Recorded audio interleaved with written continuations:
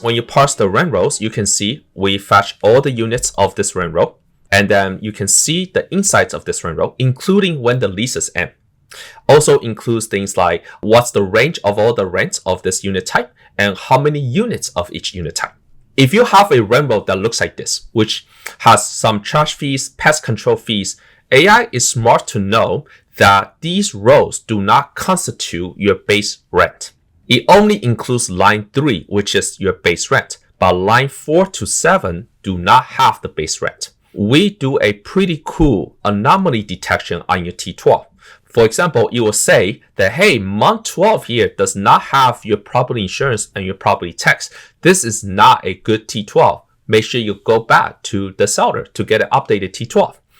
You will rank these anomalies based on severity. So red means it's very severe, yellow means it's a yellow flag, and then green means, yeah, that's something good about this T12.